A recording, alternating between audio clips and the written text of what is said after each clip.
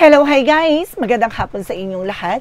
This is Chino Rodriguez, Mama Sigrid Channel, a faith healer, also mata reader. So ngayong hapon na to, tingnan natin nagsasabihin sa iyo ng ating mga gabay. So this is a monthly gabay for the month of November 2024 for the sign of Aries. So Aries, welcome to my channel. Ano kayang messages, advices, and spirit guides ang ating masasaga for today's video? Kanino kayang energy or kaganapan sa buhay ng mga Aries signs ang ating mahagilap? So guys, this reading is a general reading lamang. Hindi lahat makaka-resonate. Kunin lamang po ang makaka-relate sa inyo. And comment down below kung kaninong energy ang ating nasagap. And of course, don't forget to like and subscribe my channel and hit notification bell for more videos update. Kasi maraming salamat po sa mga walang sawang pag-support sa aking channel, lalo-lalo na ang hindi nag-i-skip ng ads na way pagpalain kayo ng Diyos at may kapal. Siksik-liglig nag-uumapaw na biyayang manubalik sa inyo. So let's see guys, what is the messages, advice sa iyo ng ating angel spirit for the sign of Aries? So let's see and watch this. Eto na at bubulabugin na natin yan. For the sign of Aries, so let's see and watch this. Angels spirit, please give information po. Okay, this is a night of swords with the success driving, no?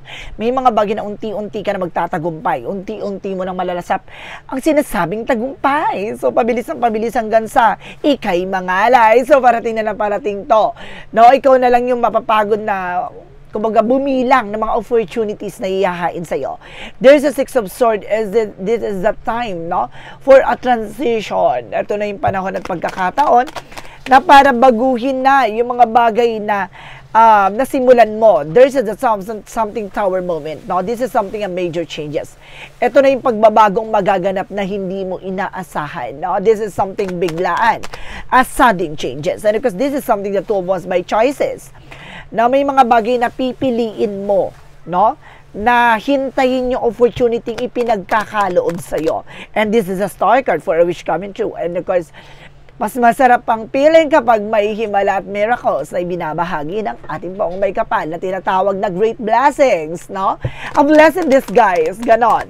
Kumaga unti-unting ihilom, unti-unti ka makaka-recover at maaaring ito'y magdala sa pagtupad ng mga pangarap mo. And of course, this is a Three of Swords.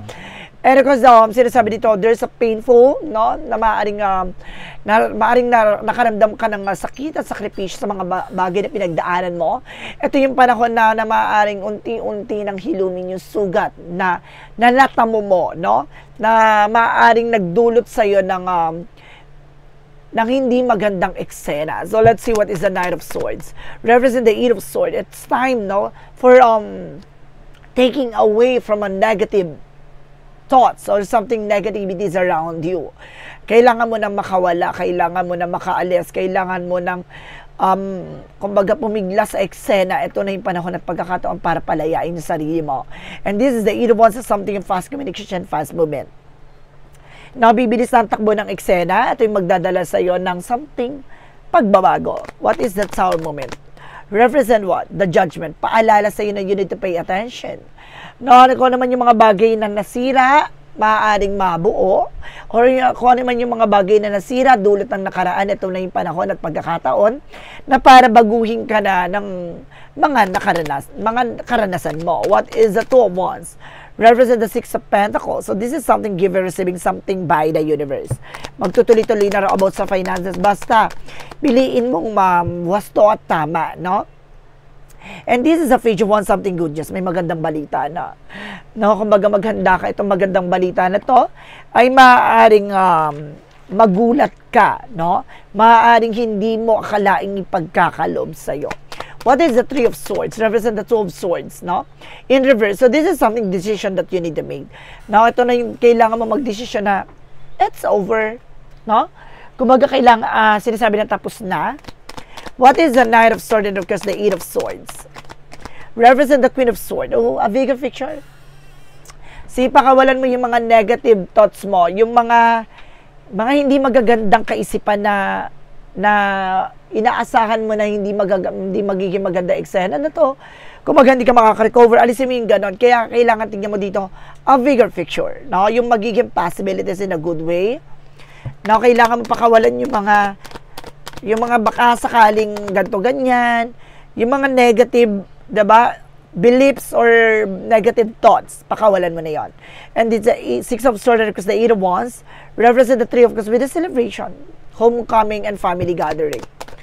No, maaaring magkakaroon dito ng something event, no, with your friends, with your family na maaaring magdadala sa inyo ng celebration, no? That's our moment, of course, the Judgment represent the Nine of Cups with an offer. Kumbaga, there's something red flag. May red flag dito ako na sense na kailangan mag-ingat ka sa lahat ng offer na darating sa buhay mo. Baka itong offer na to ay mamaya biglaing kang sirain ang pagkatao mo o sirain tong eksena mo. Mag-iingat ka. Kasi ang pagbabago na to ay isang hakbangin na patungo sa tagumpay mo. Mag-ingat ka lang, baka may taong sisira ng itong pagbabago na inaasam mo. And of course, there's a Two of Wands, and of course, the Six of Pentacles, the King of Swords, there's something mental clarity. And because this is something stop the pattern, putulin mo yung mga bagay na walang kaugnayan sa'yo. Yung mga bagay na alam mong hindi nagbe-benefit sa'yo, no? Hindi nagsiserve sa'yo sa huli. So let's see what is the Star card in the Page of Wands. So this is the Three of Pentacles with the collaborations, na connections. Now, sa pakikipag-ugnayan, sa pakikipag-usap, now there's something information na makukuha mo. May magandang balita dyan. Ito, magandang balita na to ay magdudulot sa'yo ng katuparan sa kahiling mo. No? So, mga kahilingan mo na maaaring maisa katuparan na, maaaring mailayag na at mailantad na. There's a Three of Swords, because the Two of Swords in reverse. So, this is the Emperor being mature and being grounded. So, kumaga, yung mga pinagdaanan mo, it's good enough, no? Parang tinapos na, or sinasabi it's over, na parang eto na, no? Kumaga ni-reveal mo na yung sarili mo, binuo mo yung sarili mo sa lahat ng mga karanasan mo. No, yung mga pain na yan, ginawa mong strength yan, yan yung nagsilbing power, kaya naging emperor. Na kaya nandun ka sa situation na to kasi you are being mature enough, no? And being grounded. You know your grounds, you know your beliefs, no, you know your system, no? Kumbaga, minature ka ng lahat ng karanasan na to. What is the outcome? This is the Ten of Pentacles with an high five. This is something a religious factor with a spiritual path. Now, this is the Ten of Pentacles with a blossoming abundance, no? Ibig sabihin dito na talagang there's a coming your way. Talagang financial abundance coming in for you. Talagang maganda na yung magiging resulta. Maganda na yung kalalabasan ng iyong finances, love, and career. This is something for long term. No, ito yung pangmatagalan talaga. Kumaga, dinaan ka ng ating Panginoon sa tamang proseso. Ito yung spiritual path, no? Na tinatawag na religious beliefs, no? Or religious factor, na yun tinatawag doon. Na dumaan ka sa tamang proseso. Kaya may paalala sa'yo na kailangan mag-pay attention ka, yung mga babala, paalala o may mga nangyari sa nakaraan ay hindi na maulit sa kasalukuyan. So let's see guys, no? What is additional messages for career and finances? So there's the King of Cups for devoted for the person, and of course the Two of Cups for the partnership. Na pagdating sa inyong person mo, very loyal and faithful kayo sa isa't isa. And of course, this is a partnership not because of your something magnetic attraction or something partnership for love. It's something partnership for life, no?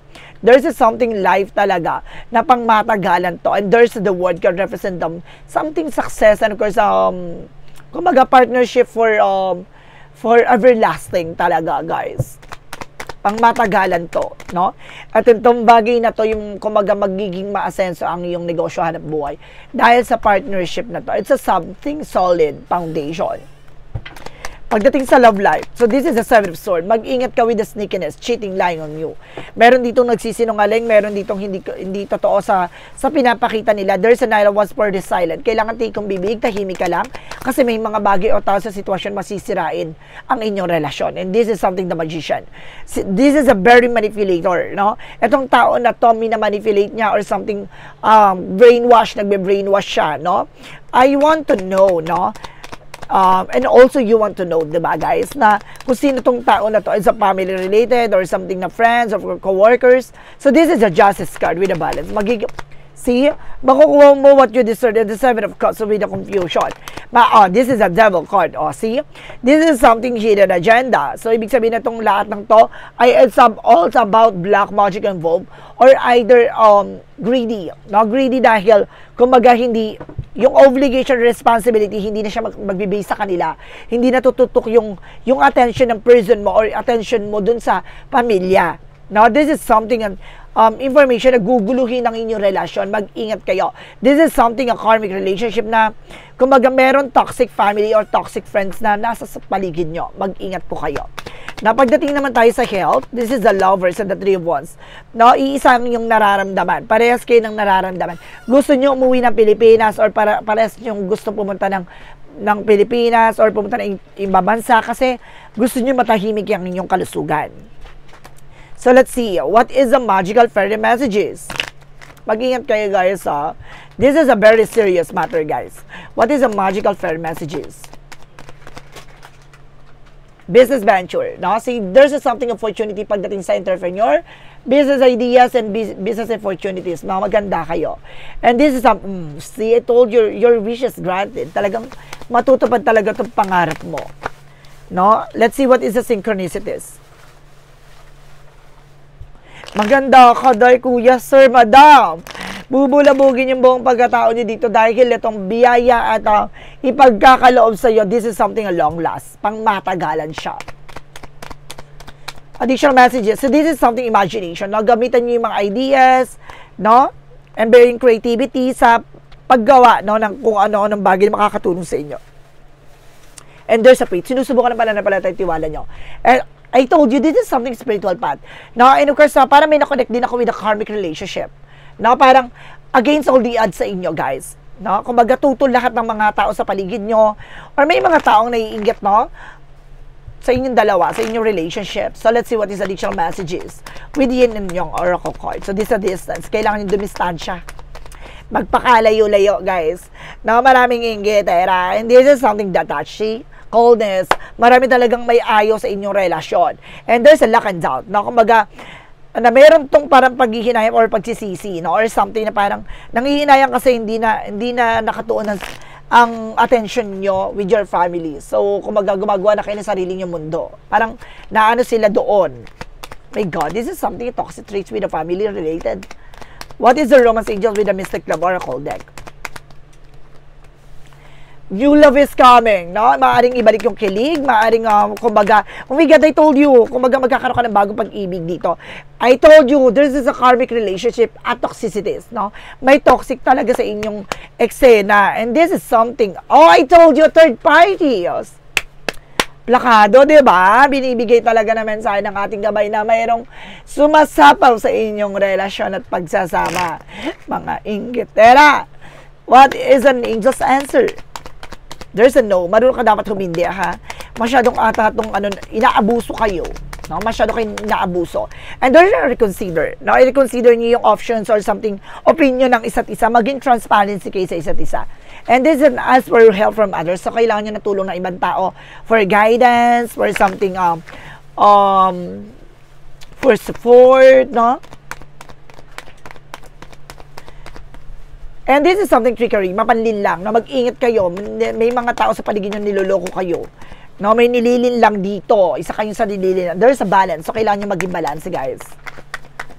And there's something, a wisdom, no? Enlighten, no? Bibigyan linaw kayo sa eksena na to, guys. Additional messages. And of course, this is something a kitchen, creations. Mag-ingat kayo sa mga pagkain, ha? Meron ako na sense dito, gayuma din. And there's a transformation, no? Paglilinis, no? Lilinisin kayo, lalo-lalo na yung mga tao sa paligid nyo. No? And there's a past life. Oh, see? Nangyari to sa nakaraang buhay mo.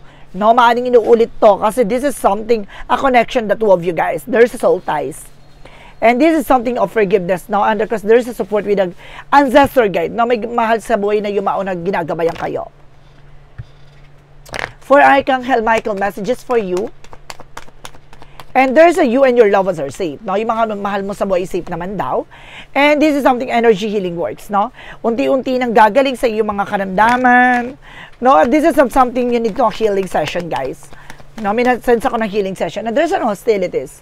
Protect your power, protect your energy, no? Putulin na nagbibigay sanhi ng inyong problema, diba? And this is a something journey, no? So, kumbaga, there's a towards the light. So, talagang pinapakita dito na pagdadaanan nyo talaga yung the darkness, no? But eventually, guys, no, kumbaga, mag-cross talaga into the light. And this is the door to the romance. Pintuan talaga yung patungo sa buhay pag-ibig, diba? Kung hanggang sa tatag ang inyong pagsasama, kung hanggang sa tatag ang inyong relasyon at pag-iibigan, diba? Against all the odds. What is a Monsology? Work through your fears. Laban namin takot at pangamba mo, ha? And I told you, a time for healing. Kailangan nyo ng healing session, guys, no, ng asawa mo. Na meron talagang gumagambala sa inyo. And there is a personal issue reaches resolution at masusolusyonan ng mga problema nyo. Ganon. Additional messages with an angel spirit. And this is a death card for an ending and a new beginning. At transformations, no? Talagang magkakaroon ng pagbabago at talagang may mga bagay na pupuksain, lulusawin, aalisin sa landasin nyo. And there's an encouragement. Ini-encourage ka dito na kumaga, labanan nyo ang takot at pangamba nyo. Let's see what is the romance angels. And there is a calling your soulmate. No? Tinatawagan na yung soulmate mo dito. And it's safe for you to love. Na safe ka naman daw pag nagmamahal. Iba ka talaga pag nagmahal. Diba? Pasabog. Additional messages with an angel spirit. And because this is something counseling. Advices. Diba? Kumbaga, nakikinig ka sa mga advices. And because this is something book. No? Kumbaga, marami ka pang bagay na matututunan sa buhay. May mga bagay dito na kailangan baguhin ang chapter mo. No? Ikaw yung magpapaganda ng kwento mo, kaya ngayon pala alisin mo na yung toxic or something negativities na nababalot sa inyong relasyon at sa inyong buhay. For Archangel Raphael messages, parang alam nyo guys, nasa-sense ko, this is something puksaan talaga ng negativities. No? And there's an hydrations, no? Guys, kailangan nyo ng more water dito, ha? And this is a Jesus the Divine Healer. Nandito ang ating Panginoon, ginagabayan ka, no? Kumaga, it's time, no, for healing session. Kailangan nyo ng healing session dito, guys. What is additional messages? And this is a all-path lead home. So, this is something, authority intuition. Makinig ka sa intuitions mo. No, madalas na nanaginip ka, nagigising ka sa nowhere na, kumaga pinapaalala ka na meron something na gumagambala sa iyo. For Jesus' loving quote said, see, heal the sick that they're in and say unto them, the King of God is coming to you. So, see, kung kumaga lumalapit na sa iyong ating Panginoon, no? Kumaga nilalapit ka niya nilalapit ka niya at sa kanya dahil may mga bagay na pagagalingin ka niya, anumang sugat, sakit o anuman yung mga pinagdadaanan mo, hihilumin niya yan, no? Ayon sa salita ayon sa kalooban ng ating Panginoon. For an angel's number represent what? Wow! 11-11 for wish coming true. Talagang may isa sa katuparan talaga mga pangarap mo. Tulad na sinasabi ko, di ba, on the first place, matutupad talaga ang anumang hinihiling mo. Wishes, oh, see? A wish coming true and see, your wish is granted and wish coming true. May pagtupad talaga sa mga pangarap mo. Kuya, sir, madam, ito na. Humanda ka na. Let's see what is the messages of life. Kailangan nyo lang matanggal muna tong nagsisilbing blockages and of course, mag-flow na siya. Kumbaga sa tubig, di ba? Kumbaga may nakablock na eksena, hindi siya dumadaloy kasi kumbaga may humaharang. This is something, hope. No? Ito na ang pag-asa. As I enter the great school of life, I hold tight to my faith in a God's hands. Love guides me and guards me in every situation I encounter, regardless of what I confront. I trust in the true natures. Today, I welcome life. I know the light will always return. There will always be infinite possibilities for me. So see, ito na yung panahon ng pag-asa. Ito na yung panahon ng pagbangon, no? Mula sa pagkalugmok. Ito na ang pagbabago na magsisimula na ngayong buwan na to. So guys, this is a monthly gabay for the month of November 2024 for the sign of Aries. So, Aries, maraming salamat for this wonderful reading. So, once again, this reading is a general reading lamang, hindi lahat makaka-resonate. Kunin lamang po makaka-relate sa inyo. And comment down below kung kaninong energy ang ating saga. Because don't forget to like and subscribe my channel and hit notification bell for more videos update. And of course, maraming salamat po sa mga walang sawang pag-suporta sa aking channel. Lalo-lalo na lang hindi nag-i-skip ng ads na way pagpalain kayo ng Diyos at Mega Pal. Siksik, ligilig na go umapaw na biyayang manong balik sa inyo. At maraming salamat po and see you in the next video. Bye-bye! And babush!